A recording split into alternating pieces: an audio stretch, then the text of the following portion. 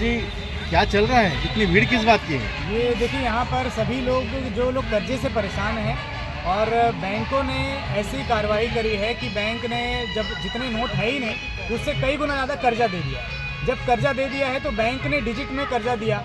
अब वो डिजिट बनाने की कला केवल बैंकों को पता थी, जनता को वो कला पता ही नहीं। अब इस कंडीशन में हो ये रहा है कि आरबीआई ने जो नोट छापा है वो है 34 लाख करोड़ के आसपास, लगभग 33.78 लाख करोड़ इतना है। यानी कि 34 लाख करोड़ से भी कम की करेंसी भारत देश में है। 5 रुपये का सिक्का, 10 रुपये का सिक्का, 20 का सिक्का, नोट और जितने ऐसे हैं, है ना, और ई रुपया भी, सब मिला करके 34 लाख करोड़ से कम की करेंसी है। इसका मतलब जब आरबीआई करेंसी छाप करके बैंकों को दिया है और बैंक जब करेंसी को मार्केट में चलाएंगे तो कितना कर्जा दे सकते हैं? मैक्सिमम 34 लाख करोड़ से कम का कर्जा दे सकते हैं। लेकिन जितनी सरकारी बैंकें हैं, सरकारी बैंकों ने ही 85 लाख करोड़ रुपए का कर्जा दे दिया। अब बताइए, 34 लाख करोड़ की करेंसी है और सरकारी बैंकों ने 85 लाख करोड़ का कैसे दिया होगा? वो इसी डिजिट के माध्यम से दे दिया होगा कि बैंक ने डिजिट छापा और लोन अकाउंट में डाल दिया लोगों के। और जब लोगों के लोन अकाउंट में डाल दिया तो लोग जब ईएमआई को देंगे, ब्याज के रूप में जब पैसा देंगे ईएमआई के रूप में, तो वो पैसा कहाँ से मिलेगा उनको? वो जब कमाई करेंगे तब देंगे। लेकिन वो जब कमाई करेंगे तो कमाया हुआ धन कौन सा रहेगा? वो धन रहेगा आरबीआई ने जो छापा हुआ धन है।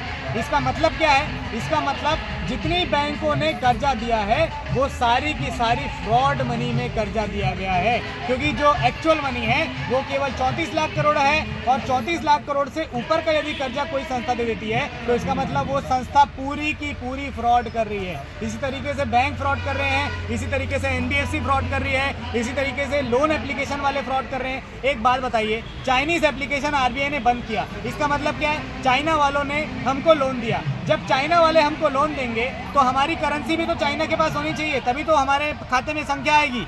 और यदि हमारे खाते में संख्या आ रही है और चाइनीज एप्लीकेशन काम कर रहे हैं, इसका मतलब चाइना को भी पता है कि हमारी करेंसी कैसी छापी जा सकती है, कैसे डिजिट बनाया जा सकता है। और इसी वजह से आरबीआई ने बैन तो कर दिया, सारी संस्थाओं ने ये मुंह फाड़ा कि नहीं, बैन कर दिया, चाइनीज एप्लीकेशन बैन हो गए, चाइनीज एप्लीकेशन बैन हो गए, लोन एप्लीकेशन बैन हो गए। लेकिन वास्तव में उसकी जड़ तक कोई संस्था नहीं गई कि वो चल कैसे रहे थे।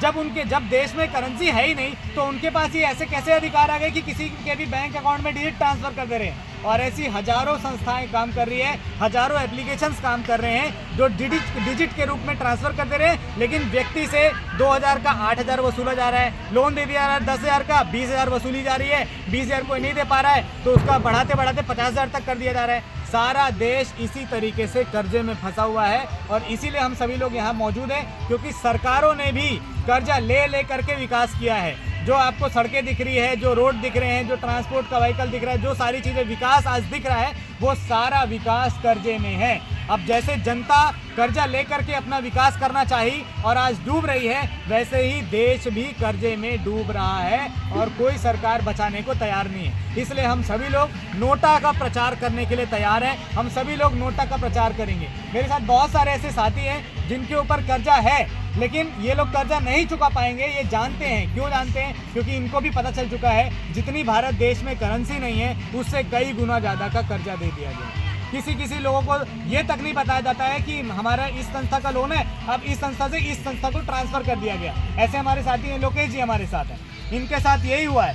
क्या हुआ है बताइए? मैं होम लोन लिया था मैं डिजिटल बैंक से। उसने क्या किया, पहले तो एग्रीमेंट किया कि मतलब मैं आपको 38 लाख रुपए दूंगा करके, ट्रांजेक्शन करो, फिनिशिंग करो मकान का, उसके बाद पेमेंट आपके खाते पहुंच जाएगा। तो मैं जैसा भी करके उसको कंप्लीट किया। बाद में बोलता है कि मैं आपको 27 लाख रुपए ही दे पाऊँगा, उससे ज़्यादा नहीं दे पाऊँगा। तो मैं मार्केट में से कर्जा उठाया 3% 4% में, तो फिर मैं ना बैंक का पटा पाया और ना ही मैं जिससे मैं कर्जा लिया था वो भी नहीं पटा पाया। तो जो कमिटमेंट किए थे वो मेरे साथ बहुत गलत किया बैंक वाले। और केवल पुरुषों के ही साथ नहीं, बैंक इतनी फ्रॉड संस्था बन चुकी है कि महिलाओं की इज्जत के साथ भी खिलवाड़